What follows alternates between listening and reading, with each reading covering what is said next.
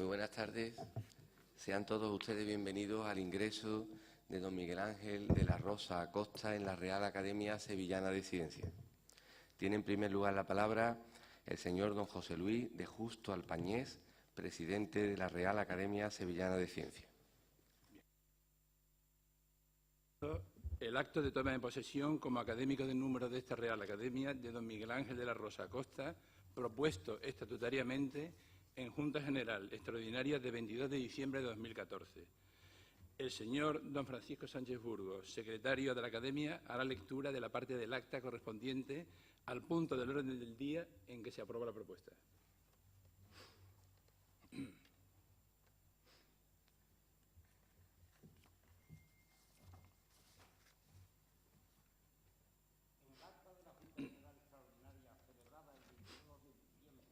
De 2014 figura como punto tercero del orden del día, elección, si procede, de nuevos académicos. Se presenta una candidatura avalada por las firmas de los académicos de la sección de Biología. Dicha candidatura corresponde al doctor don Miguel Ángel de la Rosa Acosta. Hace la presentación del candidato el excelentísimo señor don Francisco García Novo, vicepresidente de la Academia. Tras un debate en el que intervienen los académicos presentes, el presidente somete a votación secreta la candidatura. Obtuvo esta 25 votos favorables, un número muy superior al necesario para la elección de un académico. De acuerdo con ello, el ilustrísimo señor don Miguel Ángel de la Rosa Acosta quedó proclamado académico electo de la Real Academia Sevillana de Ciencias. Ruego a los dos académicos más modernos presentes se dignen acompañar al recipiendario hasta el estrado. Sí. ¿Quiénes son? No, los recibimos sentados, ¿no?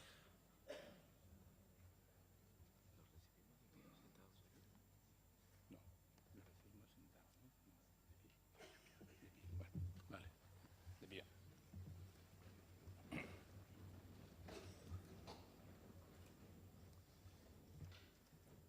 Tiene la palabra el doctor don Miguel Ángel de la Rosa Acosta para pronunciar el preceptivo discurso de entrada en esta academia.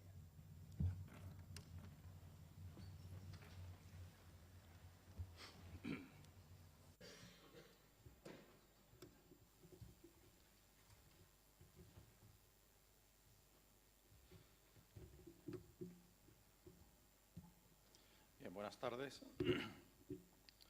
Excelentísimo señor rector magnífico de la Universidad de Sevilla, director general de investigación de la Junta de Andalucía, señor presidente de la Academia Sevillana de Ciencias, señor vicepresidente, señor presidente del Instituto de Academias de Andalucía, excelentísimos e ilustrísimos señores, compañeros, amigos, familiares, señoras y señores. Para un profesor universitario que desempeña buena parte de su trabajo alternando el silencio de un despacho con el bullir de un laboratorio de investigación, un acto como el de hoy constituye la excepción que rompe el pasar rutinario de los días. Pero no se trata de una excepción cualquiera, pues el ingreso como académico en la Real Sevillana de Ciencias viene a reconocer y dar sentido a toda una vida de entrega a desentrañar los misterios de la ciencia y, por ende, a la búsqueda racional de la verdad. Ciencia y verdad, dos elementos selectivos de la vida entendidos como base para construir una visión poética de la naturaleza y de la sola razón de ser como individuo. Al etólogo y evolucionista Richard Dawkins, autor del Gen egoísta, le debemos una expresión. La ciencia es la poesía de la realidad, que precisamente refleja el interés del hombre por adentrarse en el estudio de su propia existencia con las armas de la poesía, entendiendo esta en su más estricto sentido etimológico y aristotélico, del griego poiesis, creación, como transformación del pensamiento en materia. Este mismo sentido se deja entrever en la belleza de los versos de Gustavo Adolfo Bécquer, representante máximo del romanticismo sevillano del siglo XIX en su rima 4. Mientras la ciencia a descubrir no alcance las fuentes de la vida y en el mar o en el cielo haya un abismo que al cálculo resista, mientras la humanidad siempre avanzando no sepa a dónde camina, mientras haya un misterio para el hombre, habrá poesía. No puedo menos, pues, que comenzar enhebrando estas primeras líneas pronunciando repetidas veces una sola palabra: gracias. El alto honor de ser reconocido y admitido en esta docta institución no me hace perder el horizonte. Como decía Miguel de Unamuno, el atormentado rector perpetuo de la Universidad de Salamanca, que no me ciegue la ceguera del honor. Y en absoluto el honor que me hacéis me ciega, antes al contrario, me ilumina hasta hacerme ver vuestra extrema generosidad y benevolencia al admitirme entre vosotros. Gracias a todos, señores académicos, y muy en particular al presidente de la Academia, a los académicos de la sección de Biología que propugnaron mi candidatura y a mi hermano Diego. La cita a hombros de gigantes se le atribuye al filósofo neoplatónico del siglo XII, Bernardo de Chartres, quien quería significar así que podemos ver más y más lejos que los que nos precedieron, no por la agudeza de nuestra vista ni por la altura de nuestro cuerpo, sino porque somos izados y sustentados por la magnitud de sus legados. En efecto, el progreso y desarrollo de la humanidad se basa en el continuo fluir de avances y descubrimientos de unas generaciones a otras. En el caso particular de los científicos, la transmisión constante de saberes se basa en la autoritas propia de la tan añorada relación maestro-discípulo, más que en la potestas subyacente en el ahora imperante binomio profesor-alumno. Y fue la autoritas de mi maestro, el excelentísimo académico cofundador de esta corporación, Manuel Losada Villasante, fundador también del Instituto de Bioquímica Vegetal y Fotosíntesis, la que me cautivó desde el inicio y la que me ha guiado a lo largo de muchos años. La perspicacia de su análisis, la profundidad de sus reflexiones, la capacidad para diferenciar el grano de la paja, como él mismo gusta decir, son cualidades innatas de todo un gigante de las ciencias biológicas.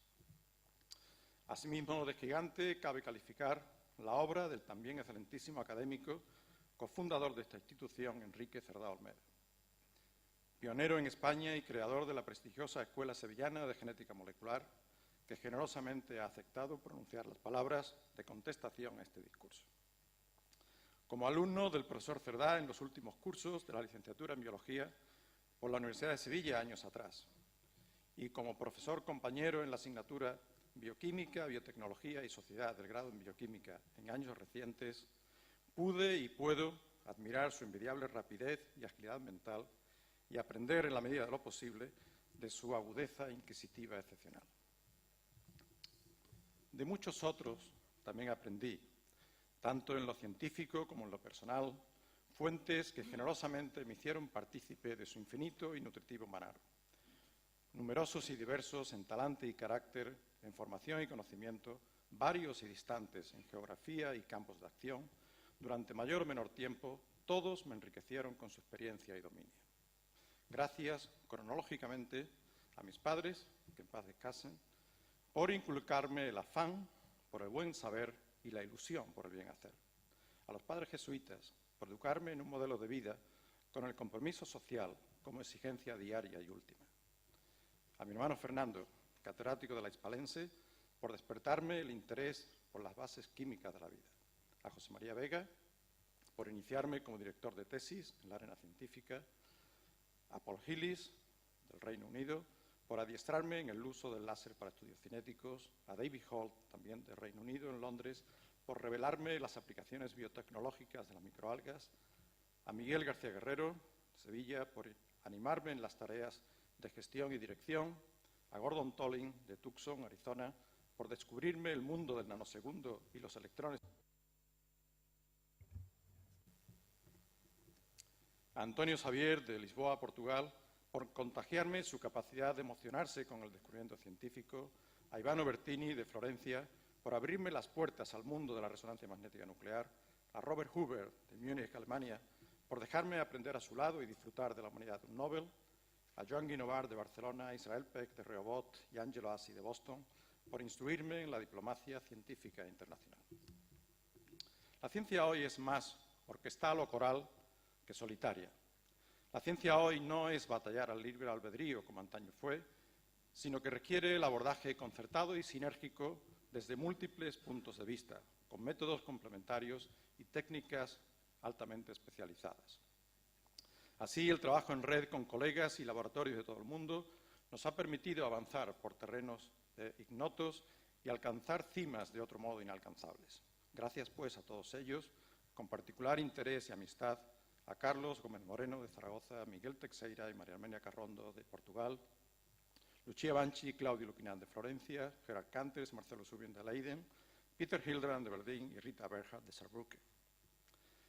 Y precisamente por esa necesidad de trabajar en equipo, la entrega, generosidad y esfuerzo de los colaboradores más cercanos en el diario bregar del laboratorio son elementos esenciales para escalar montañas y cumbres elevadas, para conseguir el éxito de los proyectos planteados. Gracias a todos ellos, y en especial a los que han asumido conmigo responsabilidades de coordinación y supervisión del grupo, a los que antes estuvieron y a los que ahora están, a José Antonio Navarro y Manuel Hervás entre los primeros y Antonio Díaz entre los segundos. Particular atención a Irene Díaz, quien en los últimos años ha sabido conformar y liderar un grupo bien cohesionado de jóvenes, ilusionados gracias a su sentido de equipo y capacidad para dar ejemplo de tesón y dedicación. Bien, como toda aventura de vanguardia y riesgo, la investigación científica requiere soporte financiero suficiente y sostenido en el tiempo, es decir, confianza y paciencia, al margen de los vaivenes políticos del corto plazo y libres de la premura impuesta por la búsqueda de rentabilidades inmediatas. En este sentido, debo agradecer a todos nuestros patrocinadores, instituciones públicas, empresas o fundaciones privadas que de una u otra forma, en un tiempo u otro, han confiado en nuestro trabajo. Entre los primeros, la Unión Europea, la OTAN y los distintos departamentos ministeriales y consejerías responsables de la política científica en los gobiernos central y autonómico. Entre los segundos, Solvay de Bélgica, Fundación Volkswagen de Alemania, Fundación Ramón Areces, Interos Química, Eurofus, Bruker y Grupo Medina.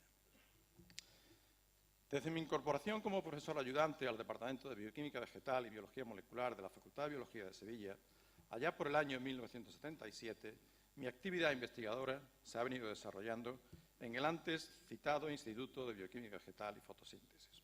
Ubicado entonces en la propia facultad, el instituto se trasladó en 1996 a su sede actual en el Parque Científico y Tecnológico de la Isla de la Cartuja, donde comparte edificios e instalaciones con los institutos de investigaciones químicas y de ciencia de materiales de Sevilla, todos ellos, a su vez, pertenecientes al Centro de Investigaciones Científicas Isla de la Cartuja, el CID Cartuja, que desde 2009 tengo el honor de dirigir. A las tres instituciones cotitulares del centro, el Consejo Superior de Investigaciones Científicas, la Junta de Andalucía y la Universidad de Sevilla, les agradezco su apoyo continuo y confiado durante todos estos años, tanto durante las épocas de bonanza ya olvidadas como durante los tiempos actuales más austeros e inciertos. La ciencia es una actividad enormemente absorbente. Estar en vanguardia, luchar por la primicia del descubrimiento, conocer en qué se afanan otros investigadores en cualquier rincón del planeta, requieren una dedicación total y absoluta. Como si fuese una carrera deportiva, el objetivo en ciencia es llegar a la meta y, si es posible, llegar el primero. La única fórmula de éxito, por tanto, es el trabajo continuo y la capacitación, es decir, el desarrollo de las aptitudes, tanto innatas como adquiridas, hasta llegar a alcanzar el plus diferencial de ganador.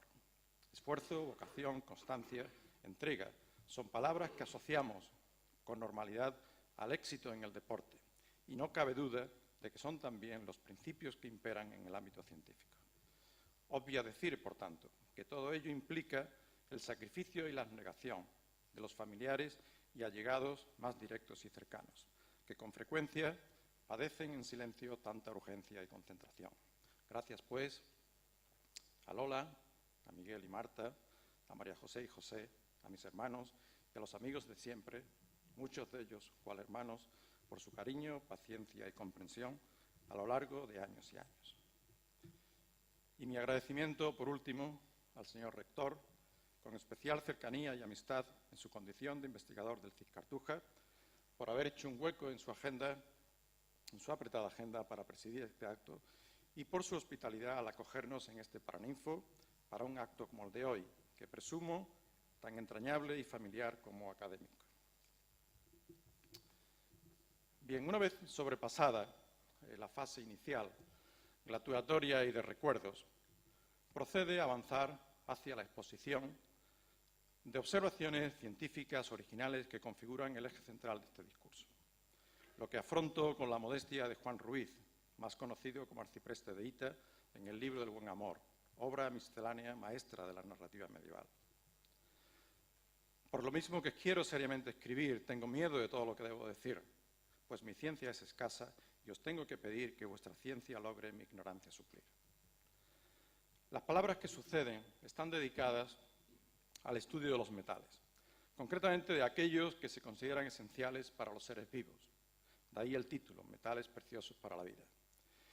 Y es la poesía, de nuevo, no solo en el sentido creativo del término griego antes citado, sino también en el sentido condensativo de su etimología alemana. Dichtung significa poesía, pero la raíz alemana es Dicht, significa denso, la que marca la pauta de ese discurso en el que se resume casi 4 décadas tratando de desvelar entresijos de la ciencia y su verdad.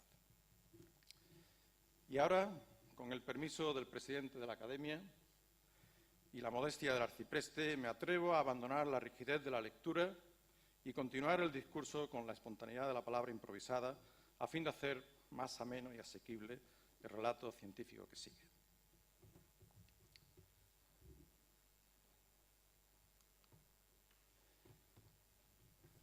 Bien,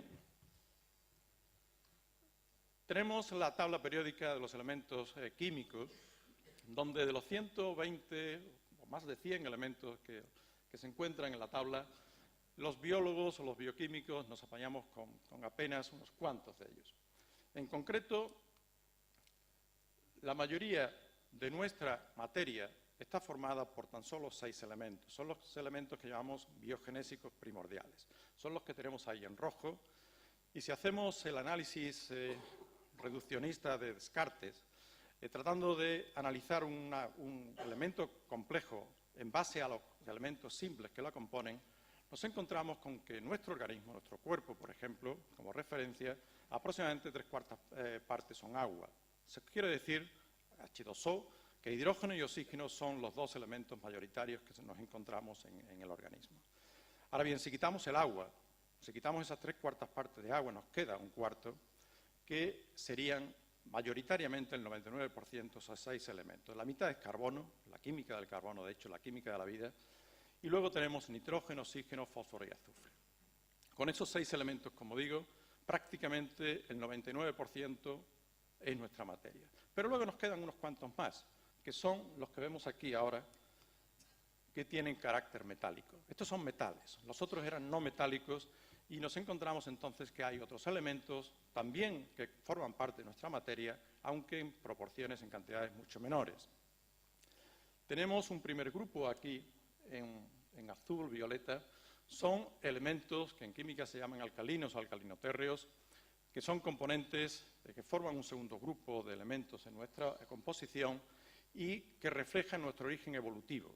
Si analizamos desde ese punto de vista reduccionista que decíamos antes, la composición de un ser vivo, veremos que nuestra sangre, el plasma sanguíneo, si le quitamos las células, los glóbulos rojos, los glóbulos blancos, etc., la sustancia más parecida que hay en la naturaleza de nuestra sangre es el agua de mar, con una concentración algo menor, pero al fin de cuentas, somos un reflejo de nuestro origen, de nuestra evolución, en el sentido de que la vida se origina en el mar. Y cuando la bioquímica inventa algo, en general la evolución es tremendamente conservativa, de tal modo que cuando inventa algo, lo conserva a lo largo del tiempo, descubre nuevas funciones, nuevas estructuras cada vez más complejas y se va evolucionando en el tiempo. Pero se mantiene lo que ya se ha descubierto, de tal forma que cuando los animales salen del agua y las plantas salen del agua para colonizar tierra firme, se traen el mar con ellos. Quiero decir, la bioquímica se descubre en el mar, todo nuestro metabolismo se origina en el mar, entonces no tiene sentido volver a inventar lo que ya está inventado y es más fácil traerse el mar con ellos. Entonces nosotros tenemos nuestra agua salada, nuestro agua de mar, que ya digo, refleja ese origen evolutivo de donde procedemos. Bueno, pues estos elementos que veis aquí, el sodio, el calcio, el magnesio y el potasio, son esos elementos que forman parte de ese agua de mar que llevamos en nuestra sangre y también, por supuesto, en nuestras células.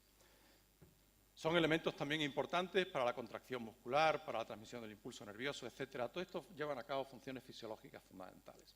Pero luego hay una serie de elementos aquí que están en verde, que son lo que en química se llaman metales de transición. Son elementos metálicos que se encuentran, ya digo, en cantidades muy pequeñas, apenas tenemos unos cuantos gramos en total de todos ellos, pero que son críticos para el funcionamiento de nuestro organismo. Así, por ejemplo, nos encontramos con el manganeso, que probablemente forme parte de una de las enzimas que llevan a cabo la reacción probablemente más importante de todo el mundo vivo, que es la oxidación del agua y el desprendimiento de oxígeno que llevan a cabo las plantas. Es decir, en nuestra atmósfera, inicialmente en el planeta, no había oxígeno. El oxígeno que tenemos ahora, un 20% aproximadamente en el aire, tiene un origen biológico, fotosintético, de la fotosíntesis vegetal, y eso se lleva a cabo gracias a una proteína que si no tuviera manganeso no funcionaría. Luego tenemos, por ejemplo, el zinc. El zinc es un elemento, por ejemplo, que se encuentra en la enzima más activa, más rápida de toda la biología, de toda la bioquímica, y que también juega un papel clave en nuestro organismo, en nuestro funcionamiento, que es una enzima que se llama anhidrasa carbónica. Es la que permite que el CO2 que se libera en nuestras células, desde el pie hasta la cabeza, todas nuestras células, cuando combustionan y queman los alimentos, los azúcares, desprenden CO2, igual que nuestros coches.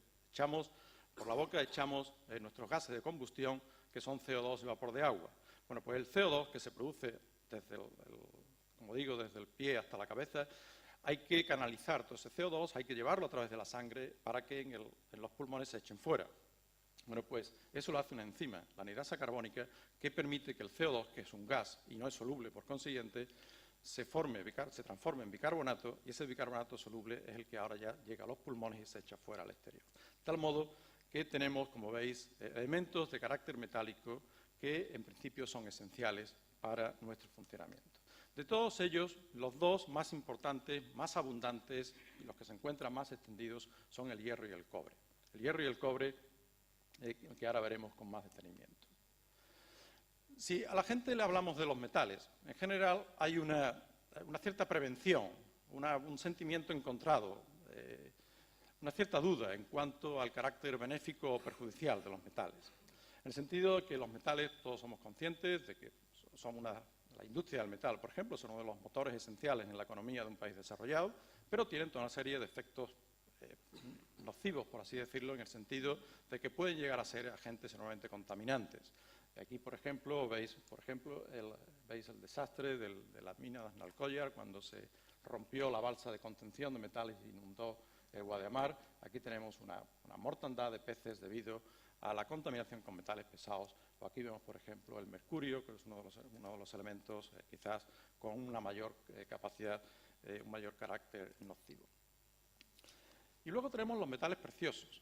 Los metales preciosos son básicamente tres: el oro, la plata y el platino. El oro y la plata se conocen desde muy antiguo, el platino es más reciente.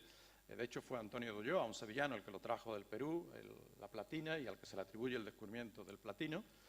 Pero clásicamente los metales preciosos se han asociado con la riqueza, con el poder, con el dinero, y aquí veis, por ejemplo, la corona imperial inglesa o el tesoro del carambolo de Tartessos. Es decir, desde siempre el hombre le ha prestado una enorme atención a esos elementos, a esos metales, por su escasez y sobre todo por su perdurabilidad, es decir, porque son enormemente resistentes, inertes desde el punto de vista químico y por consiguiente resistentes al paso del tiempo y no se estropean con el tiempo. Es lo contrario de lo que le ocurre a estos otros dos que decíamos antes, el hierro y el cobre.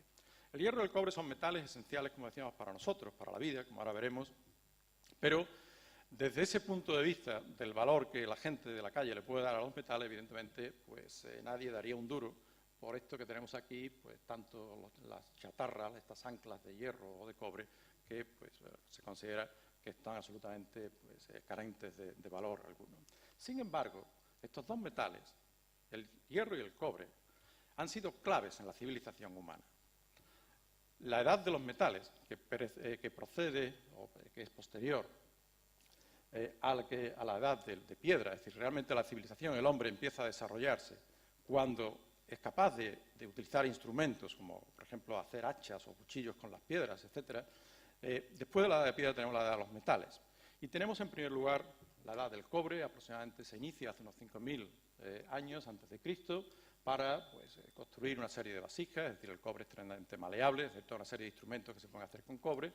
Luego tenemos la edad del bronce, es cuando el cobre se consigue alear con estaño, en proporción un 5, un 10% aproximadamente, y se consigue fabricar herramientas, de tal modo que el poderío militar es lo que le da el desarrollo a aquellas civilizaciones que consiguen dominar el cobre, alearlo con el estaño y formar el bronce. Y luego lo que ocurre es que el bronce es tremendamente frágil y un nuevo avance importante se consigue con la edad de hierro que viene después. Cuando se empiezan a fabricar elementos con el hierro, se consigue dominar el hierro y, de hecho, fueron los hititas en la península de Anatolia los que dominaron aquella época porque fueron los primeros capaces de construir espadas de hierro mucho más resistentes que la que tenían sus enemigos de cobre que se les rompían. Bueno, vemos entonces esos elementos que están en el origen de nuestra civilización, igual que lo estaban en la época de la Edad Media, la época de los alquimistas. En la época de los alquimistas era muy frecuente el asociar los metales con los planetas. Y, por ejemplo, el Sol se asociaba con el oro, la Luna a la plata, y estos otros, Marte y Venus, se asociaban al hierro y al cobre. Aquí tenemos dos cuadros que representan precisamente al dios Marte y a la diosa Venus, el dios Marte por Velázquez, la diosa Venus por Rubens, que representan precisamente la fortaleza del hierro y la fragilidad del cobre. Y si os fijáis también, curiosamente, estos elementos de los alquimistas se representan por símbolos. El hierro en esa fortaleza con este símbolo, que es el que ahora utilizamos para diferenciar los sexos masculino y femenino, el macho y la hembra, el varón y la mujer. Vemos cómo tenemos aquí el símbolo del sexo masculino que corresponde a la fortaleza del hierro y la fragilidad de la mujer con este otro que se asocia al cobre. Es decir, estos elementos, por consiguiente, están tremendamente en la civilización del hombre, desde sus orígenes, pero muy anterior a todo eso tenemos la vida, tenemos la biología, tenemos la bioquímica, que ya aprendió a usar estos metales.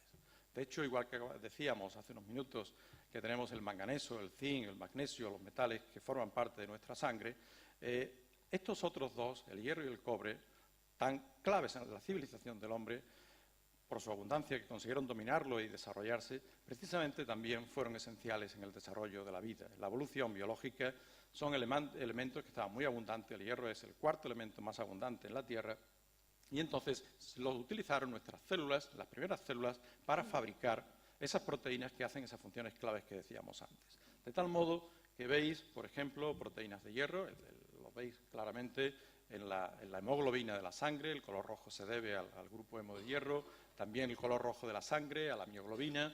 Tenemos estos citocromos que son parecidos, con estructuras muy complejas. Este es el que tenemos en la hemoglobina de la sangre, este otro, por ejemplo, en proteínas noemínicas, y exactamente igual ocurre con el otro elemento, con el cobre. Es decir, hay una enorme diversidad, una enorme variedad de proteínas que utilizan el cobre como elemento esencial para llevar a cabo su función.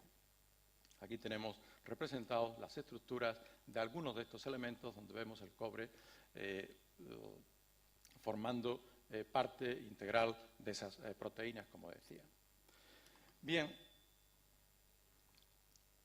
entre las características esenciales que podemos asociar a esos elementos, al hierro y al cobre, está su carácter de óxido-reducción, es decir, el hecho de que pueden intercambiar electrones con otras moléculas. Y los químicos, cuando miden el potencial de óxido-reducción, que es esa facilidad para intercambiar electrones de los metales, le asigna un potencial que vemos aquí. Entonces, estos elementos, el cobre y el hierro, cuando están libres en solución, tienen un valor de potencial determinado, que es la capacidad que tienen para reducir o para transferir electrones. Simplemente para que os hagáis una idea de lo que estamos hablando. En una pila, por ejemplo, esa que usamos en la radio, esa pila tiene una diferencia de potencial de 1 voltio. O sea, entre el cátodo y el ánodo, entre el polo positivo y el negativo, eso hay una diferencia de 1,5 voltios aproximadamente. Bueno, pues estos son los valores que tenemos de potencial entre los distintos metales y lo que permiten que nuestras células funcionen. Lo curioso es que cuando esos metales se encuentran dentro de una estructura proteica, de una proteína, esas propiedades cambian sustancialmente. Y aquí veíamos antes cómo vamos a volver atrás un segundo, estos valores de potencial, como digo, son distintos para el cobre y para el hierro, es decir, su capacidad para donar, para transferir electrones es distinta cuando están libres en solución, son propiedades intrínsecas del propio elemento, del propio átomo, sin embargo, se modifican sustancialmente cuando se encuentran rodeados en esa proteína. Entonces, vemos aquí estas dos proteínas, una a la izquierda de cobre, que llamamos plastocianina, y esta otra a la derecha de hierro, que llamamos citocromo C6. Son dos estructuras completamente distintas. Lo que veis aquí en azul, la parte proteica, son los aminoácidos que constituyen esa proteína, y esta bolita de aquí es el metal, el cobre. Sin esta bolita no podría hacer su función esa proteína. Y exactamente igual ocurre aquí con el citocromo. El hierro, aquí tenemos hierro en este grupo hemínico que decíamos anteriormente. Bueno, pues una característica, el clave esencial, es que estas dos proteínas tienen exactamente el mismo potencial de oxidorreducción, es decir, la misma capacidad para donar, para transferir electrones. Y eso explica el comportamiento que tienen en biología. Es decir, si nos vamos a lo que ocurre en el interior de una célula vegetal, cuando hacen fotosíntesis, todo esto que veis aquí son los complejos de membrana, son complejos de proteína, muchos de ellos con metales, que llevan a cabo lo que es la oxidación del agua para liberar oxígeno. Esta es la reacción clave que os decía antes del manganeso. Y es la que permite que haya oxígeno en la atmósfera terrestre y la que ha permitido que luego haya vida animal. Bueno, pues todo esto es una cadena de electrones que se van transfiriendo de unas a otras hasta llegar a la formación de energía de ATP. Bueno, pues la conexión entre estos dos complejos que están anclados en la membrana, que están inmóviles, esto se hace, la transferencia de electrones de uno a otro se hace a través de esas dos proteínas que hemos visto, la plastocianina o el citocromo C6. ¿De cómo trabajan estas proteínas? Bueno, pues, como digo, lo que hacen es, cogen electrones de un complejo y lo llevan al otro. Esa es su función, aceptar electrones en el citocromo B6 y transferirlos rápidamente al fotosistema 1, que se excita por la luz. Esa es la reacción clave de esta proteína. Bueno, pues exactamente igual tenemos otra proteína que es el citocromo C6, para llevar a cabo exactamente la misma función. Eso es lo que llamamos evolución convergente. Son dos estructuras totalmente distintas que llevan a cabo exactamente la misma función. Entonces, evidentemente, la pregunta es ¿por qué? ¿Por qué hace falta dos proteínas tan distintas, una de cobre, otra de hierro, para hacer exactamente la misma función? Esa pregunta nos la hicimos hace años y lo estudiamos en profundidad en nuestro grupo para ver exactamente el porqué de esa capacidad de intercambiarse la una por la otra. Bueno, en ese estudio, lo primero es entender cómo esta proteína móvil es capaz de moverse y buscar y anclarse e interaccionar con el fotosistema, como vemos aquí. Es decir, ¿qué es lo que hace que esta proteína sea capaz de moverse libremente y encajar, acoplarse como si fuera una nave espacial, encajar exactamente en el sitio donde tiene que descargar los electrones? Y en ese proceso de reconocimiento molecular juega un papel clave lo que representa esta flecha aquí en azul, que es el momento dipolar. Y haceros a la idea de que eso fuera un pequeño imán.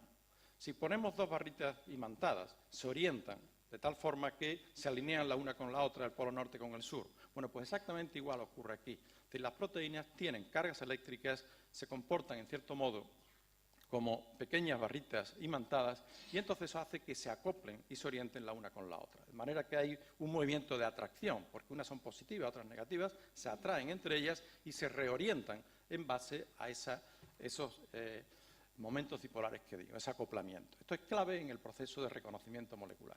Bueno, pues si cogemos estas dos proteínas, el citocromo y la plastocianina, el citocromo, la de hierro y la de cobre, veremos que tienen las dos un determinado momento dipolar que permite ese reconocimiento y luego vemos que hay unas zonas que están aquí representadas en rojo, que son precisamente las áreas de acoplamiento. Es como si fuera la zona por donde se encaja la proteína sobre el complejo fotosintético. Y vemos que hay unas áreas a nivel de superficie, aunque por dentro las proteínas sean totalmente distintas, a nivel de superficie, que es realmente la que importa, tenemos una zona acídica, que se representa aquí en rojo, y exactamente igual en la otra proteína. Es decir, es la semejanza estructural que hay entre estas dos proteínas.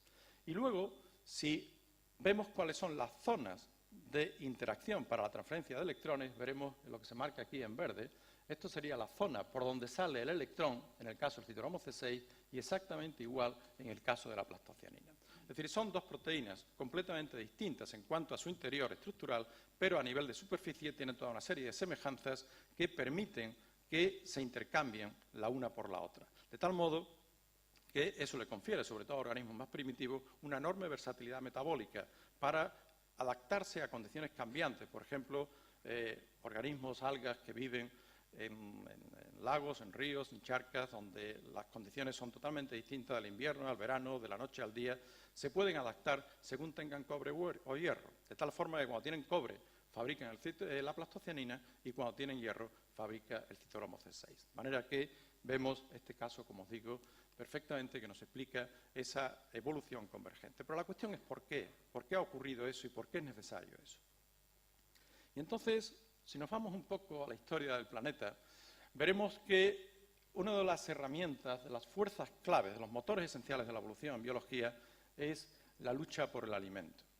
Y exactamente igual, aquí vemos a estos dos pájaros peleándose por un pez, exactamente igual lo hacen las células. Las células luchan, tienen que luchar por la comida, tienen que luchar por el alimento que tienen alrededor. Y entre ese alimento, lógicamente, se encuentran esos metales de los que estamos hablando, que no siempre están disponibles.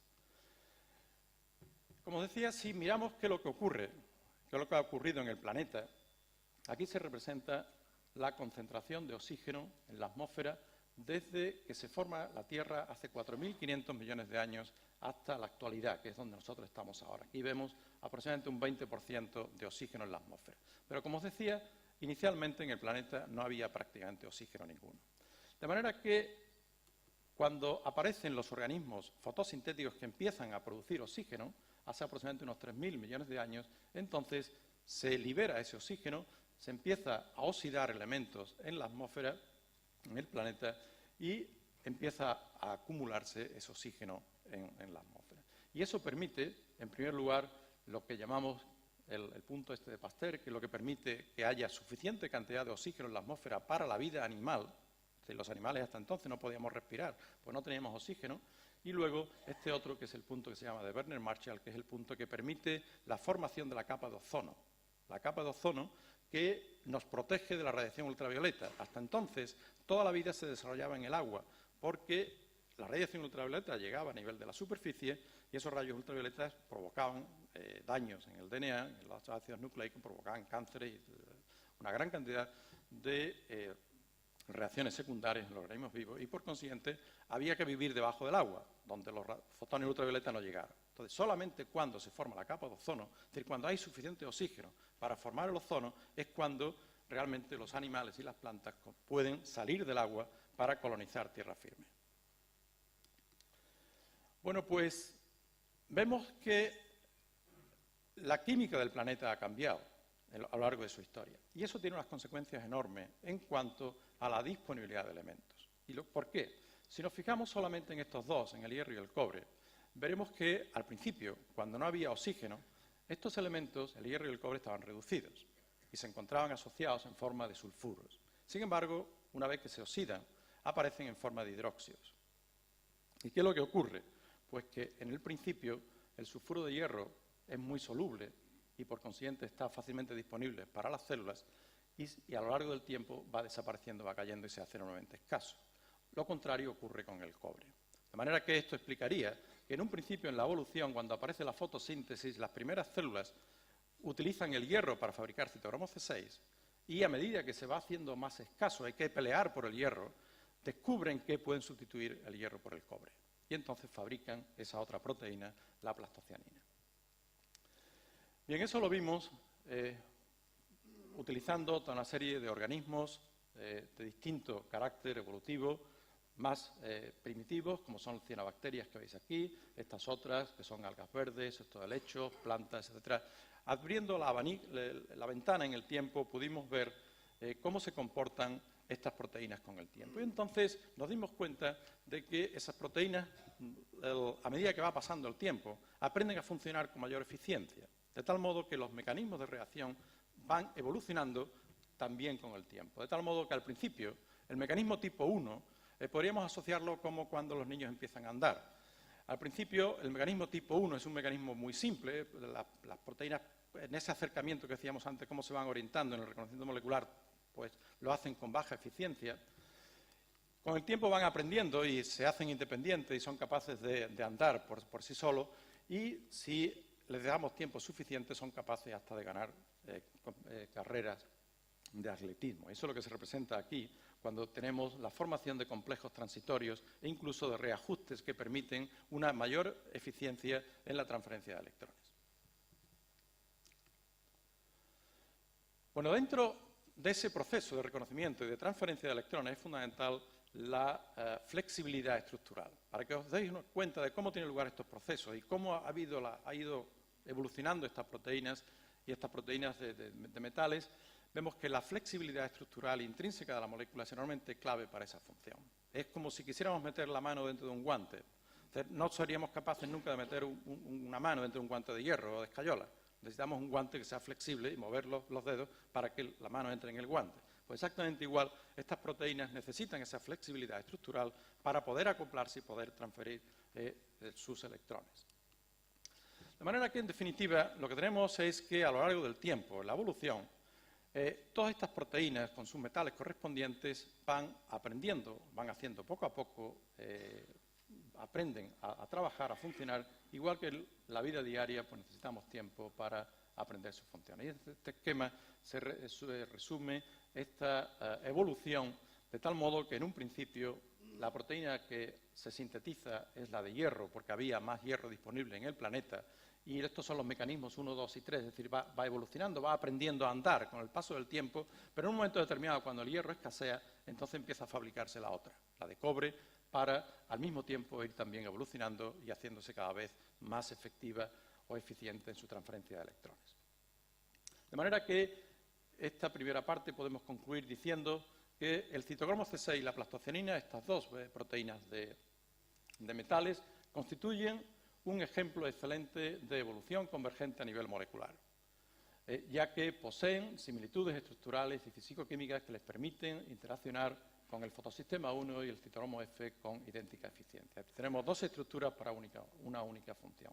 Luego, de alguna forma que la vida ha evolucionado adaptándose a la química cambiante del planeta, esto es esencial, es clave, es decir, la química del planeta ha ido cambiando y a medida que ha ido cambiando esa química se ha ido adaptando la vida, y que, en definitiva, el proceso evolutivo ha culminado en las plantas cuando, pues, básicamente lo que tienen ya es cobre en vez de hierro. De manera que la evolución biológica podemos decir que está gobernada, gestionada por la geoquímica del planeta, y en esa geoquímica, pues lógicamente, como veis, los metales juegan un papel esencial y clave.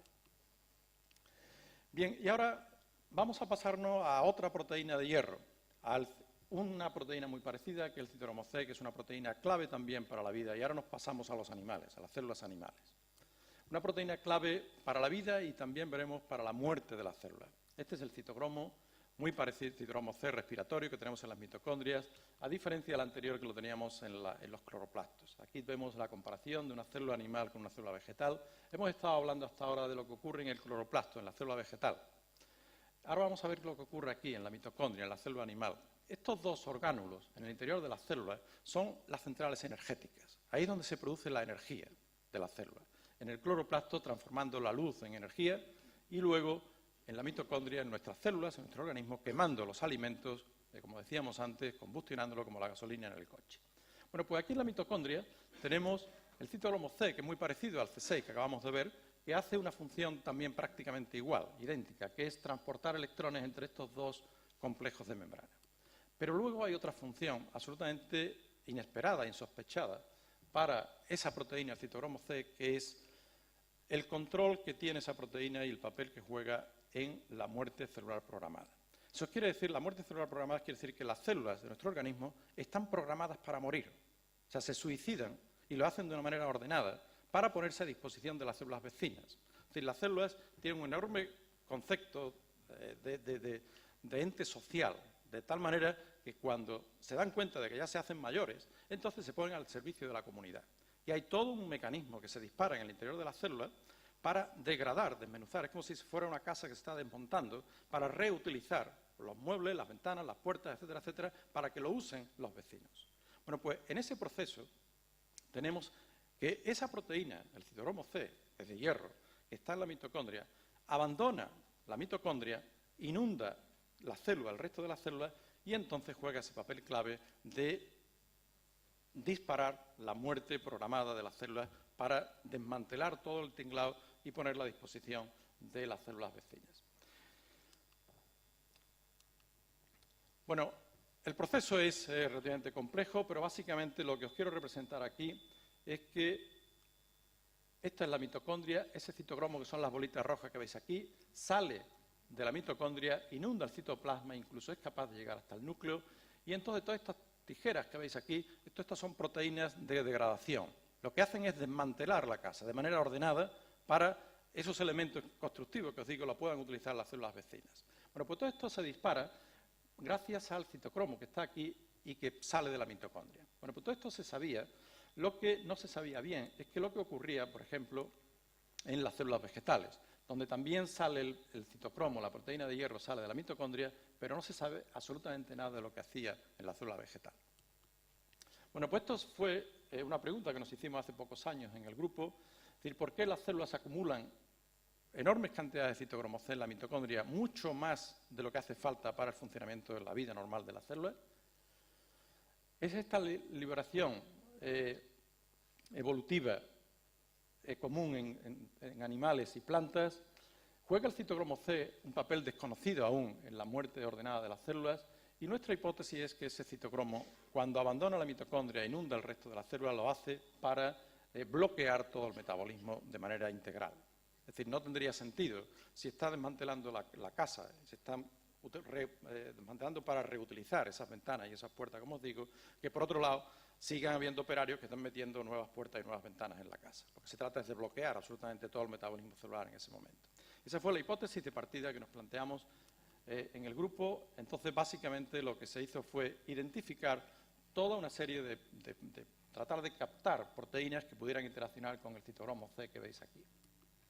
Fuimos capaces de identificar toda una serie de proteínas distintas que interaccionan con el citocromo C y vimos que se puede establecer una compleja red de interacciones. Si ponemos aquí en el centro esa proteína que estaba recluida en la mitocondria haciendo una función clave como central energética, vemos que es capaz de relacionarse con muchas otras en el citoplasma y en el núcleo de las células y a su vez con otras, formando una compleja red de interacciones para bloquear, como decíamos, comprobando la hipótesis de partida, para bloquear todo el metabolismo. Había una enorme similitud entre lo que ocurre en plantas y en animales, de tal forma que si comparamos, tratando de encajar todo el puzzle como si fueran piezas, vemos que hay toda esta serie de proteínas que vemos aquí en rojo, que son proteínas de las células animales. Aquí vemos en verde otras proteínas que son de las células vegetales, pero lo curioso y lo llamativo, y lo que realmente fue sorprendente, absolutamente inesperado, fue que había proteínas análogas haciendo funciones parecidas en la célula vegetal y en la célula animal, tanto en el citoplasma como incluso en el núcleo. O sea, esa proteína que está aquí, el citocromo que está aquí en la mitocondria, es capaz de abandonar, llegar al citoplasma, bloquear toda esta serie de proteínas, e incluso en el núcleo de la célula. De tal modo que cuando se hace la comparación si nos centramos concretamente en este par de proteínas que vemos aquí en el núcleo, en la verde de la planta, NRP1, y SET en la célula animal, vemos que estas proteínas son capaces de interaccionar en el núcleo, efectivamente. Aquí vemos la célula de la célula animal y aquí la célula de planta. Esto sería el núcleo de las células. Vemos cómo la interacción del citocromo con la proteína animal o vegetal tiene lugar en el núcleo.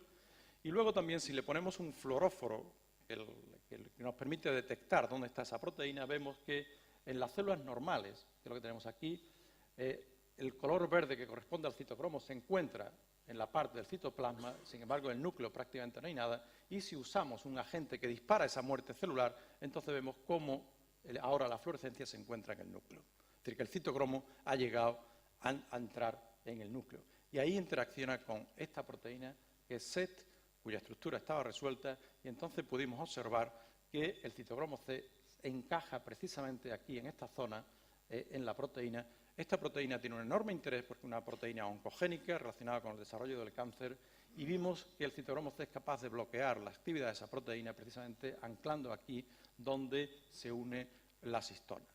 Exactamente igual ocurre cuando comparamos las zonas de interacción en en el citocromo de células animales y en el citocromo de células vegetales. Esto aquí en verde es el grupo hemo, el de hierro del citocromo, y toda esta es la zona de interacción con la proteína oncogénica.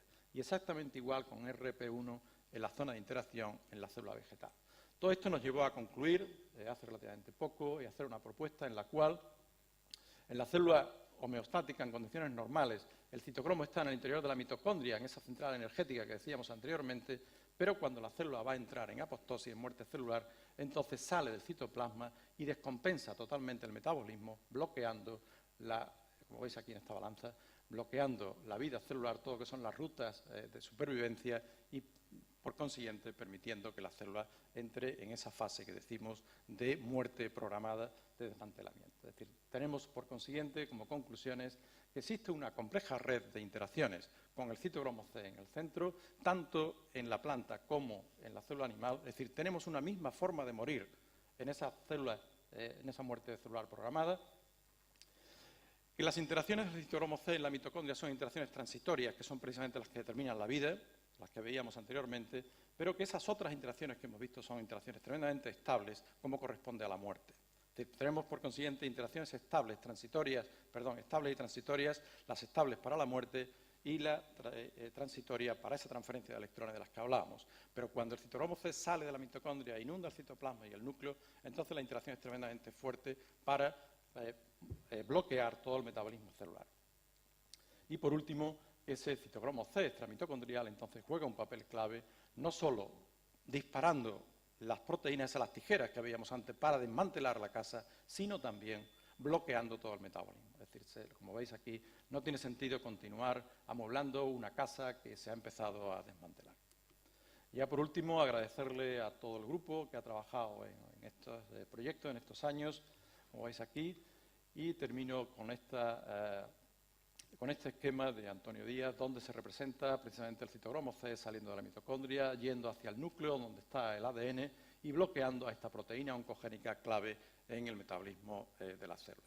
Y por último, ya sí, ahora para terminar, en resumen, unas palabras solo. Dos elementos de la química, el hierro y el cobre, han focalizado la mayor parte de mi quehacer en ciencia. Dos metales preciosos para la vida y, sin embargo, ampliamente denostados por la opinión pública de las sociedades más desarrolladas al considerarlos agentes contaminantes. Manifestación de la sempiterna dualidad dubitativa del hombre, la relatividad de nuestra percepción del individuo y del medio ambiente, la subjetividad de nuestro propio ser integrado en el mundo que nos rodea, quedan bellamente evocadas en un inteligente poema ancestral de los indios americanos, en el que sorprende la coincidente esencialidad vital de otros elementos, los 4 elementos primordiales de los griegos: el fuego, la tierra, el agua y el aire. Reflejo, pregunto, de una profunda preocupación existencial del hombre por la naturaleza, allá donde el hombre sea y esté. El viejo poema indio reza o canta así: puedo perder mis manos y vivo, puedo perder mis piernas y vivo, puedo perder mis ojos, el pelo, la ceja, la nariz, los brazos y muchas otras cosas y todavía estoy vivo. Pero si pierdo el aire, muero. Si pierdo el sol, la tierra o el agua, muero. Si pierdo las plantas y los animales, también muero. Todas estas cosas son más parte de mí, más esenciales e imprescindibles cada vez que respiro, que es lo que dicen que es mi cuerpo. ¿Cuál es mi cuerpo real? Muchas gracias.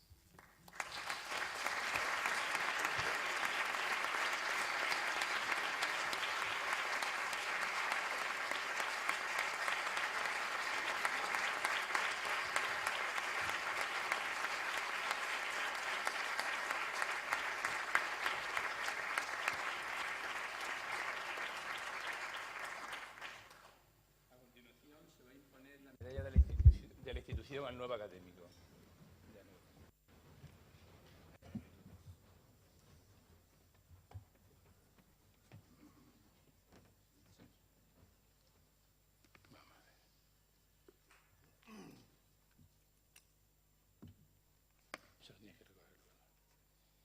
En nombre de Su Majestad el Rey Don Felipe VI y por el poder que me otorga dentro de esta academia, tengo el honor de nombrarle académico de número de esta Real Academia Sevillana de Ciencias.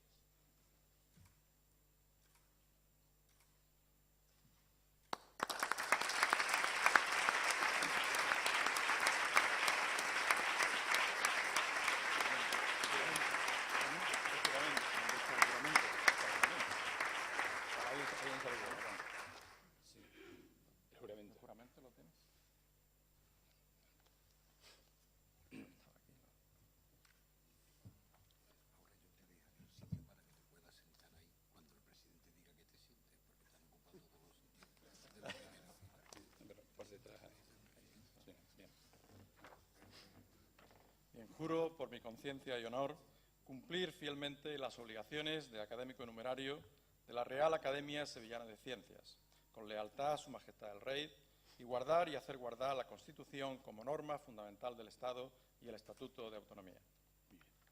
Ruego al nuevo académico que abrace primero quizá la mesa y después a sus compañeros académicos y ocupe el lugar que le corresponde dentro de ellos. Empiezo por el presidente, ¿no? Empieza por él.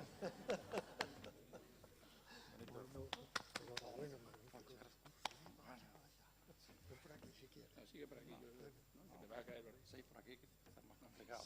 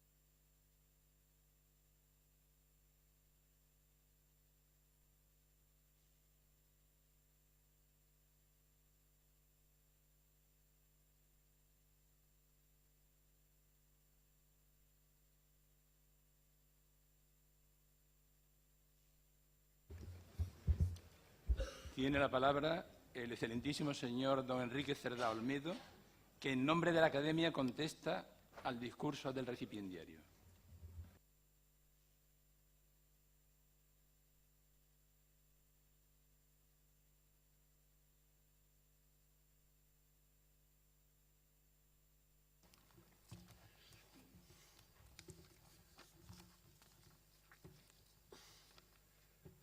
Excelentísimo y magnífico señor, excelentísimos señores, ilustrísimos señores, amigos y curiosos. Lo más interesante es los curiosos. La curiosidad es la virtud fundacional de la ciencia. ¿En qué buen lugar nos ha dejado el nuevo académico numerario a los que le propusimos y le votamos? Se ha presentado brevemente con elegancia. Nos ha resumido algunos de sus mejores trabajos, evitando los escila y cariptis de todo discurso académico, la trivialidad y el hermetismo. Su elegancia, hoy iba de diario, no crean ustedes que se viste así excepcionalmente, hoy iba como siempre a clase. Su elegancia no se limita a su estilo como escritor y orador. Desde que lo recuerdo, hace cerca de 40 años, me ha parecido un lord inglés, y también el yerno ideal para las suegras más exigentes. Creo que no fue siempre así. De niño debió ser travieso, puesto que se cayó en una gran tina de aceite y descubrió que se flota mucho peor en aceite que en agua, como le hubiera enseñado Arquímedes. Esta inmersión puede haber sido la causa de su estoicismo y su aparente inmunidad a las enfermedades, por lo menos que yo sepa. Lo mismo que el agua de la laguna Estigia volvió a Aquiles invulnerable, menos por el talón. En su autorretrato destaca su humildad. Ni siquiera ha aludido a sus funciones públicas. En enero, pasado ahora, terminó su periodo como presidente de la FEBS, que es la Federación Europea de Sociedades de Bioquímica, y sigue siendo uno de los 13 miembros de su ejecutiva. FEBS agrupa a las sociedades de bioquímica de 36 países. desde Lisboa a Vladivostok, o sea, más de 10.000 kilómetros, y se extiende por todo el planeta si se tienen en cuenta los territorios ultramarinos. Constituye un cúmulo de científicos y de actividades que supera probablemente a los equivalentes de cualquier otra disciplina. Antes ya había sido presidente de la Sociedad Española y ahora es uno de sus miembros más activos y el director de su revista. El área de bioquímica en España es la que tiene más profesores numerarios, es decir, catedráticos y titulares, por delante incluso del derecho civil. Como pueden ver, a un puesto como ese no se llega por azar. Es más difícil estadísticamente ser presidente de la SEB, de la FEBS, que, por ejemplo, que le toque a uno a la lotería, el premio gordo de la lotería. Se lo ha ganado. Miguel Ángel dirige desde 2009 el Centro de Investigaciones Científicas de la Cartuja, topónimo al que apearé el tratamiento de isla, porque no lo es. Imagino que es un trabajo muy difícil, dada la heterogeneidad de sus temas y la de sus patronos, la Junta de Andalucía, el Consejo Superior de Investigaciones Científicas y la Universidad de Sevilla. Y peor es cuando no hay harina, todo es mohina. Su currículo tiene una larga lista de actividades de organización y gestión desarrolladas en Sevilla, en España y en el extranjero. Nunca le he oído la menor queja de esas actividades, que en dosis mucho menores tanto nos duelen a los demás. La Academia haría mal si no aprovechara esa disposición y esas habilidades. Tiene mucha prisa de que ingrese, he entendido, precisamente para aprovecharlas. Acepten ustedes que no hable de bioquímica y biología molecular. Si son sinónimos, no deberíamos usarlos a la vez.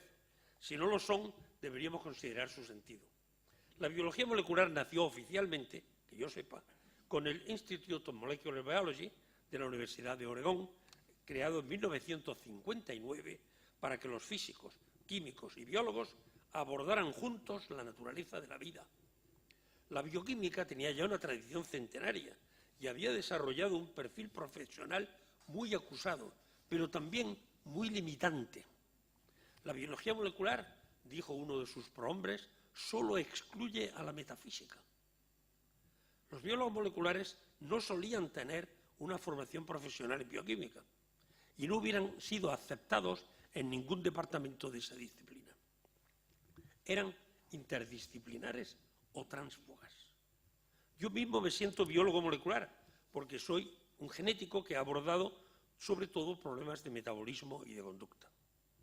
Miguel Ángel lo es por su magistral aplicación de técnicas de la biofísica, las químicas orgánica e inorgánica y la genética. El éxito de la biología molecular ha borrado las distinciones entre las disciplinas de la biología experimental. La supervivencia de los departamentos de bioquímica, genética, fisiología, etcétera, así como las secciones de nuestra misma academia, son meros anacronismos que disminuyen la productividad de nuestras instituciones. La ciencia debe organizarse alrededor de los problemas que se deseen resolver y no de los instrumentos que vayan siendo necesarios. Con Miguel Ángel he compartido durante 3 años consecutivos un curso en que los dos aparecimos juntos en casi todas las clases. Puedo certificar la amplitud y la profundidad de sus conocimientos y la mezcla de cortesía y exigencia en sus relaciones con los estudiantes. Su principal maestro fue el profesor Manuel Losada Villasante. La admiración de esta academia y de toda la comunidad científica hispalense por la labor de nuestro compañero se refleja en nuestra propuesta de que la universidad llame edificio Losada al edificio rojo de Reina Mercedes, el mal nombrado, puesto que hay varios de su condición. El profesor Losada apreció tanto a su discípulo que le tuvo muchos años como jefe, formando parte del equipo que tenía Miguel Ángel como investigador principal. Y también el que hacía los papeles, claro. Al comienzo de su discurso, Miguel Ángel ha citado a sus maestros y lo que aprendió de ellos. con su discreción característica, ha olvidado mencionar su propia contribución al brillo de sus maestros y al prestigio de sus instituciones. También ha ejercido la caridad con todos nosotros, no intentando ni siquiera mencionar a todas sus criaturas científicas. Así, su discurso ni siquiera alude a la producción de su periodo formativo en Sevilla y en Inglaterra, con becas postdoctorales de la FEPS y del Gobierno español, y de los primeros años de su actividad independiente. Sus publicaciones sobre la reductasa del nitrato, tema de su tesis doctoral con el profesor José María Vega Piqueres, y sobre la fotoproducción de peróxido de hidrógeno mediada por flavinas, in vitro e in vivo, suman casi la cuarta parte de su bibliografía y fueron el grueso de la labor que fue reconocida por esta academia con su premio a investigadores jóvenes en su primera edición, en 1992. Un librito reciente de la academia resume la impresionante labor que han desarrollado los premiados después de serlo. Creo que estos resultados reflejan no solo el buen tino de las comisiones que los seleccionaron, sino también que los premios son acicate del esfuerzo, bálsamo para desánimos y cartas de presentación eficaces. Estos premios son declaraciones rotundas contra la estúpida creencia en la igualdad de los hombres. Los individuos de nuestra especie, autonombrada sapiens, y de nuestro género, Homo, como los de cualquier categoría taxonómica de seres vivos, diferimos por nuestra genética, nuestra epigenética, nuestra experiencia y nuestra conducta, y debemos ser juzgados por nuestras obras. Como dijo el califa Ali, el yerno de Mahoma, el cuarto califa, según Ibn Khaldun y otros escritores antiguos, el valor de un hombre es lo que sepa hacer bien. Coincidiendo 1000 años después con Cervantes, que en el Quijote dice: sábete, Sancho, que no es un hombre más que otro, si no hace más que otro. Los reconocimientos de capacidades y hechos son gritos contra los poderosos del dinero, la corrupción y los tejemanejes, que dicen predicar la igualdad y odian los méritos porque no los tienen. Es de justicia dar a todos las mismas oportunidades, pero también distinguir a los que más hacen y ayudar a los que, con razón o sin ella, necesiten ayuda. Celebramos hoy las esperanzas depositadas en el joven investigador de 1992, que se ven confirmadas con creces por sus descubrimientos sobre las cadenas de oxidación-reducción que proporcionan la energía en los seres vivos. Inicialmente, los trabajos se concentraron sobre la fotosíntesis, los cloroplastos y los cianobacterias, pero hacia 2007 se extendieron a la respiración, en la mitocondria, y ocasionalmente se ocupan de otros temas. Cuando se integran los trabajos de Miguel Ángel y su equipo, cambiante a lo largo de los años, sus colaboraciones con otros investigadores y otras publicaciones, se alcanza a ver un grandioso monumento en filigrana de plata, por lo detallado y bien trabajado, pero además dinámico. Miguel Ángel ha dirigido o participado en la descripción de la estructura atómica de numerosas proteínas, las posibles actividades de esas estructuras, las interacciones entre distintas proteínas y las funciones a que dan lugar a esas interacciones. Las investigaciones han aplicado técnicas biofísicas refinadas para establecer las estructuras y para detectar cambios. Algunos de los hallazgos más interesantes salen de las comparaciones entre organismos, sean próximos, como las cianobacterias con distintas respuestas ambientales, o muy distantes, como las plantas, las algas y las propias cianobacterias. En estudios de respiración añadido a los animales. Por mi propia de formación profesional, aprecio especialmente la mutagénesis dirigida, que permite crear y ensayar nuevas proteínas con cambios específicos en su secuencia de aminoácidos. La descripción de los monumentales resultados del nuevo académico sería indigerible para casi todos nosotros. El título del discurso provee un hilo conductor. Solo al principio, los metales preciosos, que no son el oro, la plata o el platino, sino el hierro, el cobre y otros muy abundantes. La mejor riqueza no es acumular lo raro, sino aprovechar lo abundante para obtener lo necesario. Los metales verdaderamente preciosos proporcionan la actividad catalítica a muchas enzimas. Luego, el discurso, como la vida de su autor, tiende a olvidarse de los metales, preciosos o no, para tratar aspectos más amplios de la estructura de los cloroplastos, de la mitocondria, de las funciones de sus componentes. Comentaré brevemente 3 puntos: la evolución molecular convergente, las estructuras macromoleculares y las funciones insospechadas del citocromo C. Tuvo mucha repercusión un descubrimiento sorprendente de Miguel Ángel y su grupo.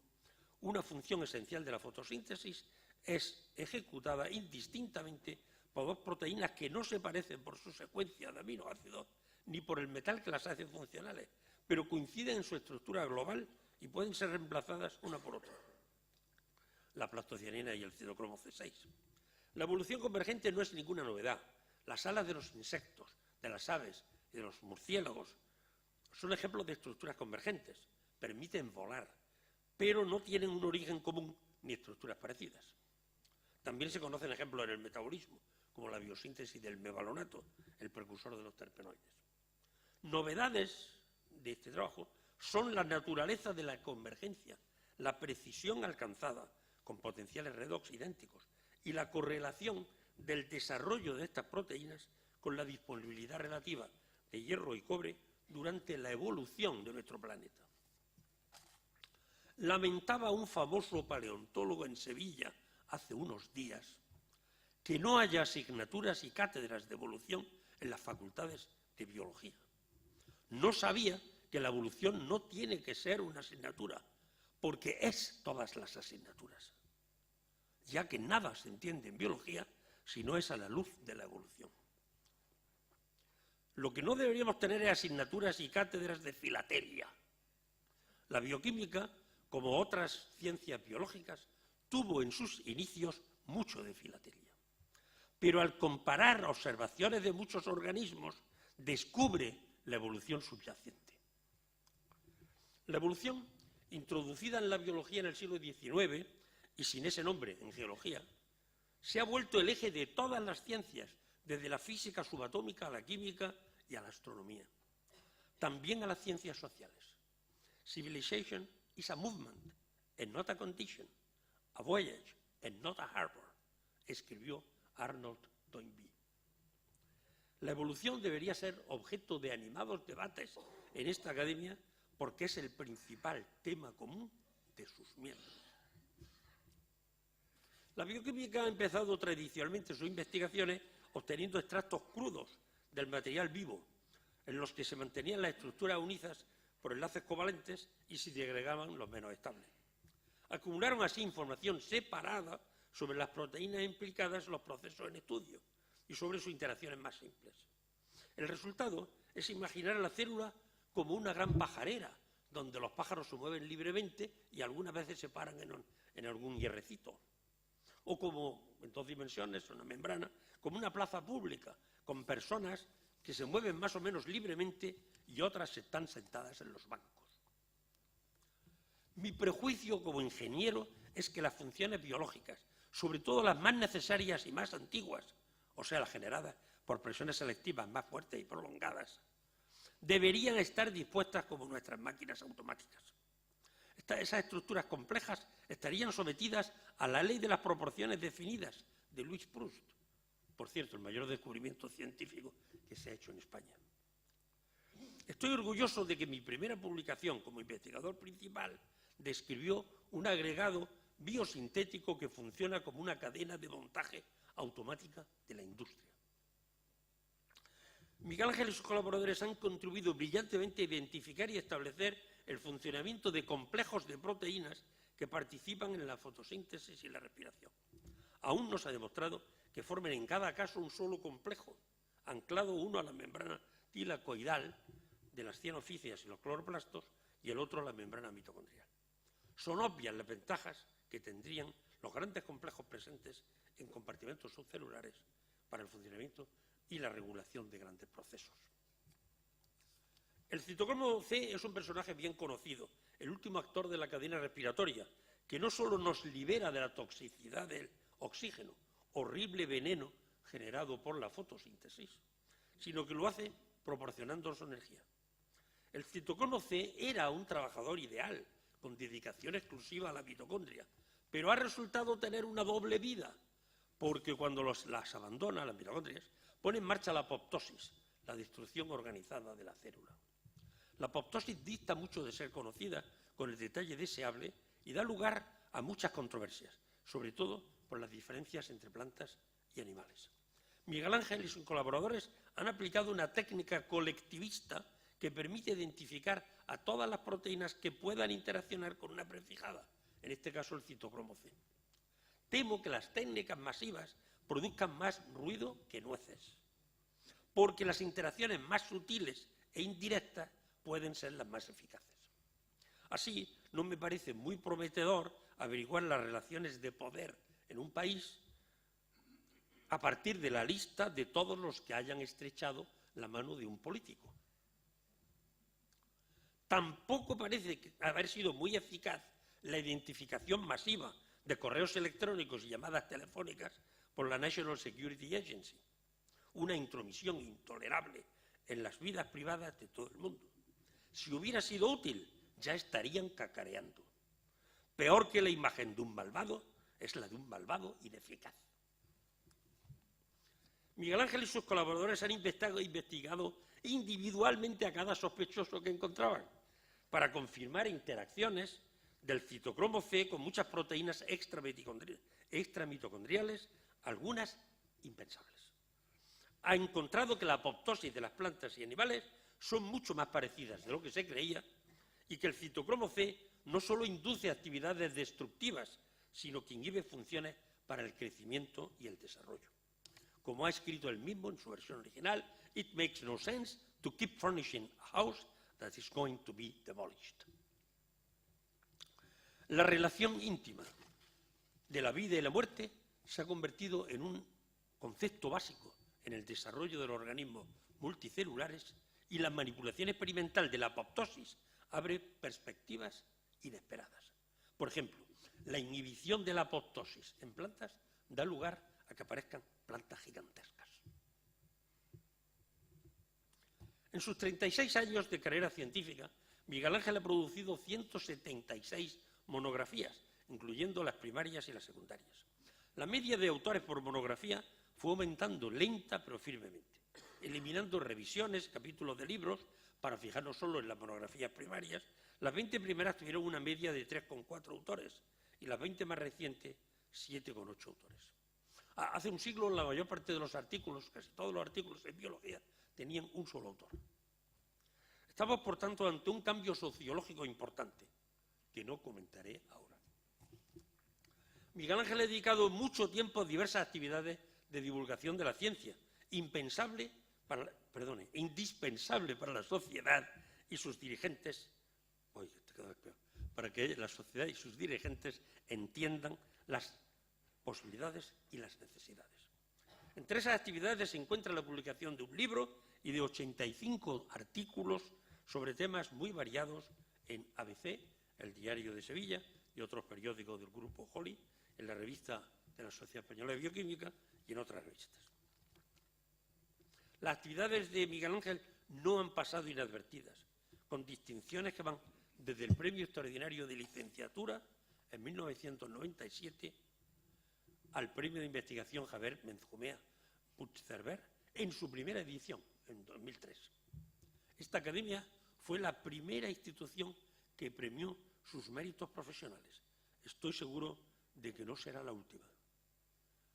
Agradezco a la academia que me haya nombrado para contestar este discurso y he dicho. Gracias por vuestra paciencia.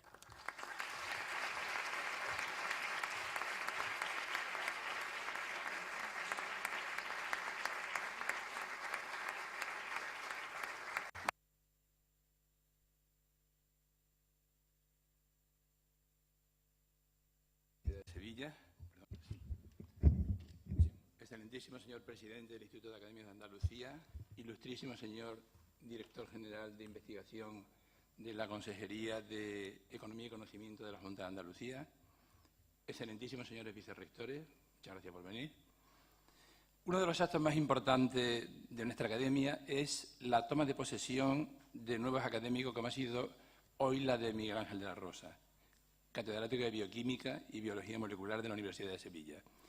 El doctor Cerdá ya ha hecho una acertada distinción de sus méritos y no voy a insistir en ello. Solamente voy a comentar una cosa que creo que no se ha dicho, y ha sido que fue responsable de la organización del Consejo Internacional de Bioquímica y Biología Molecular de Sevilla en el año 2012, que por primera vez se ha celebrado en España y que contó con 2.500 asistentes y la participación de 6 premios Nobel.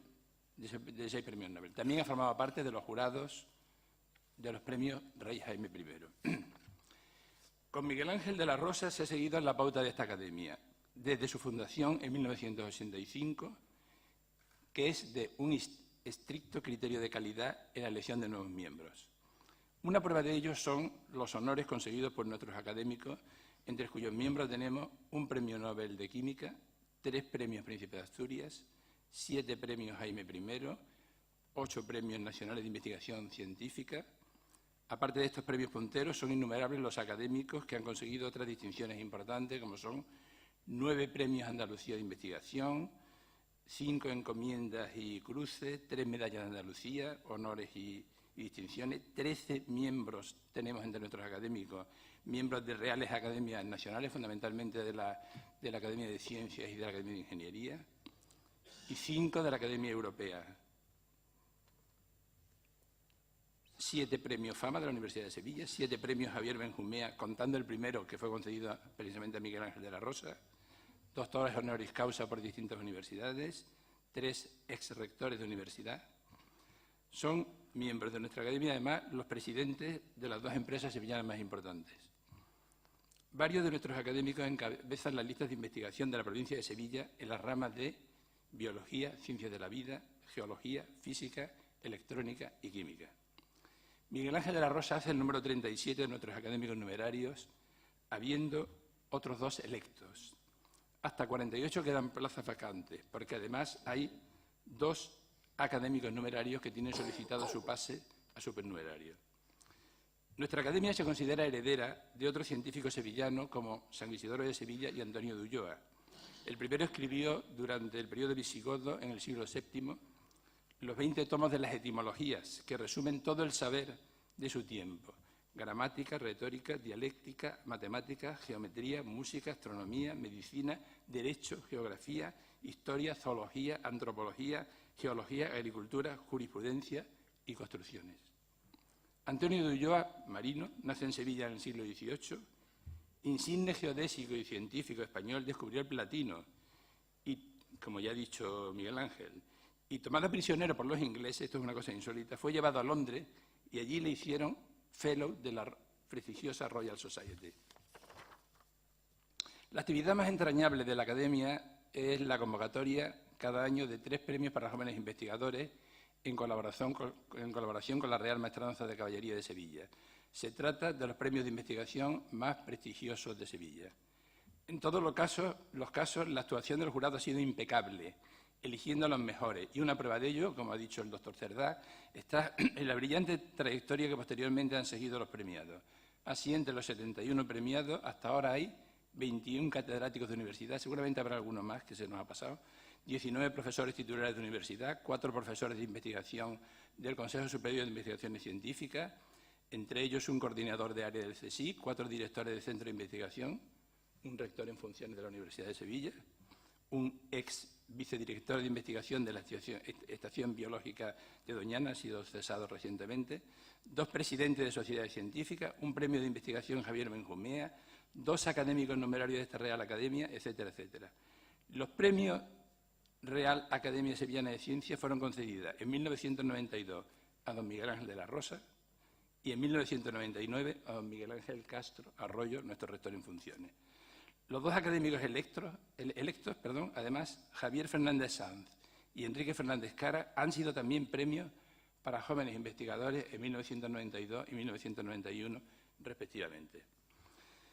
La Academia organiza ciclos de conferencias, entre ellas en el momento actual un ciclo sobre la historia y la filosofía de la ciencia y de la técnica, en colaboración con la Facultad de Matemáticas, un ciclo de conferencias de divulgación con el Ateneo de Sevilla, titulado Los martes de la Academia, y conferencias científicas impartidas por los premiados. Estas conferencias, junto con los discursos de apertura de curso, de recepción de nuevos académicos, como en este caso, se publican cada año en las memorias de la Real Academia Sevillana de Ciencias. Una iniciativa reciente recogida en el reglamento consiste en la celebración de reuniones científicas en las que se discutirán cuestiones referentes a la ciencia o a la técnica y que podrían reflejar, en su caso, la posición oficial de la Academia sobre temas de actualidad. Entre los muchos temas que se barajan están el fracking y la fisión. El capital de la Academia está en la categoría de sus miembros, pero nuestra actividad está seriamente coartada por la ausencia de una sede. La Academia desarrolla sus actividades en salones de la Universidad de Sevilla o de otras instituciones. Y hay que decir que el 95% de nuestros académicos numerarios son o han sido profesores de esta universidad. Hemos colaborado con la universidad y la universidad lo ha hecho con nosotros. Hemos reconocido siempre la inestimable ayuda que recibimos de la universidad. Sin ella, difícilmente podríamos salir adelante en nuestras tareas. Este agradecimiento se hace constar en todas las memorias anuales de la universidad y se hace también patente en el hecho de que la Academia concedió a la universidad su máxima distinción, la Medalla de Honor de la Academia, el 19 de octubre del año 2006.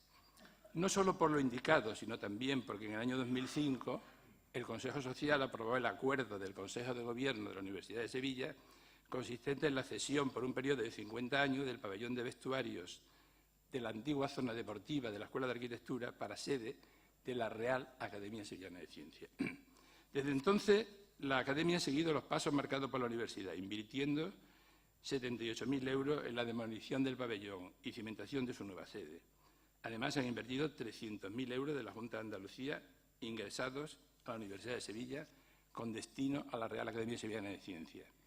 Por una serie de circunstancias que no es el momento de tratar, el edificio está paralizado y solo sirve de guardamuebles para la Academia.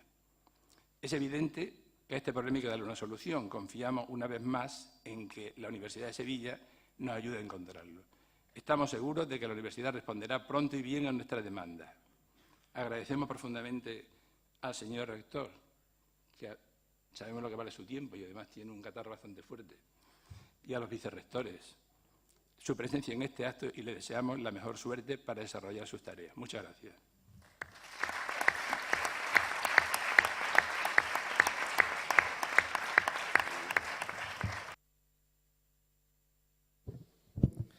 Muchísimas gracias, señor presidente de la Academia, señores miembros de la Academia y presentes en la mesa, señor director general, miembros del equipo de gobierno de la Universidad de Sevilla, señora académica, señores académicos, profesores, señoras y señores. Permítanme unas breves palabras para cerrar el acto como corresponde a la ceremonia que hoy celebramos. Realmente yo hoy me siento 2 veces en mi casa, porque estoy en el Paraninfo de nuestra universidad y estoy presidiendo una ceremonia de la Academia Sevillana de Ciencias. Desgraciadamente, en momentos como estos, cuando las circunstancias te dan el sitio, no siempre te dan la voz. Les ruego que me disculpen el tono y la posibilidad de expresarme que tengo, pero sí tengo el don de la palabra, que lo emplearé. En primer lugar, quiero agradecer profundamente, presidente, a la Real Academia Sevillana de Ciencias el gesto y la intención de celebrar este acto maravilloso en el Paraninfo, en nuestra sala más solemne, porque eso significa que consideran claramente que esta también es su casa. Además, este acto es un acto universitario, no es solo académico, y lo es porque se celebra en esta dual circunstancia academia-universidad y se hace con la participación de destacadísimos profesores de nuestra institución y, si me lo permiten, se inspira en los valores compartidos que universidad y academia, que academia y universidad desarrollamos día a día. Me van a permitir que diga con afecto, pero con justicia, que la Real Academia Sevillana de Ciencias es, sin duda, la más universitaria de todas las academias andaluzas. Y lo es, tanto por su vinculación a la Universidad de Sevilla, como por la naturaleza y el origen de sus miembros fundamentales académicos y por el tipo de actividades que desarrollan. En segundo lugar, deseo expresar con honor y con orgullo el reconocimiento a la persona que hoy ingresa en la Real Academia Sevillana de Ciencias.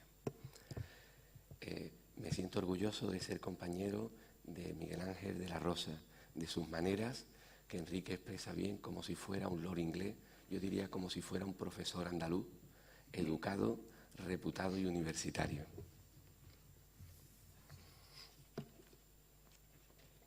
Es para todos nosotros un orgullo que personas que se han formado en esta tierra, en esta institución que clara y manifiestamente es mejorable, pero que genera personas con la dedicación, con la inteligencia y con el brillo de Miguel Ángel, que se han paseado por el mundo, que es reconocido por sus iguales, es decir, por los mejores del mundo en su área de investigación, que hoy aquí se ha reconocido en la Academia Sevillana de Ciencias. Pero es más, me gustaría hacer una reflexión al hilo de algún comentario que hace el señor presidente sobre lo que, en mi opinión, José Luis, es la función actual de las academias. Hablar de las academias en el Sancta Sanctorum de la Academia Universitaria, que es el Paraninfo, sin duda, podría entenderse, si me lo permite, como una especie de pleonasmo. En este caso, de un pleonasmo científico. Puede usted contar con todo el apoyo de la Universidad de Sevilla para todas las actividades que la Academia desee desarrollar. Y este pensamiento, esta reflexión, podría llevarnos a analizar el papel, la función social y la función científica que debe de tener las academias en el mundo actual, especialmente las academias científicas. Miren, para mí, la labor de las academias es servir de nexo entre los generadores del conocimiento y al mismo tiempo colaborar con las universidades y con los centros de investigación para potenciar la calidad investigadora, para hacer la difusión que le corresponde y para mostrar la relevancia fundamental que tiene el conocimiento profundo en el desarrollo de la humanidad. Por supuesto, y es otra tarea de las academias, sin olvidarnos de la promoción y del reconocimiento de los jóvenes talentos. Casi acabo ya. Me gustaría reconocer lo que han hecho, que es saber elegir. Hoy han elegido a uno de los mejores y cuando eso se hace, el mundo entero gana. Tenemos que conseguir que los más capaces ocupen los puestos de mayor responsabilidad, los que trabajan más, los que se presentan a las cosas, los que tienen rigor. Yo creo, como Enrique, como el profesor Cerdá, que no somos iguales. No son iguales ni las cosas ni las personas. Pero sí creo, profesor, que es necesario que exista la igualdad de las oportunidades para conseguir que los mejores, allá donde se encuentren, puedan encontrarse hoy como Miguel Ángel entre los mejores, como académicos. Y casi, si me lo permiten, acabo ya. Dice nuestro homenajeado y mi admirado profesor, cita a Dawkins y dice que la ciencia es la poesía de la realidad. Permíteme que te responda, Miguel Ángel Tocayo, con palabras de Gabriel Celaya en una canción preciosa de Paco Ibáñez, pero retocada por este humilde rector en funciones. La poesía y la ciencia es una arma cargada de futuro. Suerte y al toro. Muchas gracias a todos.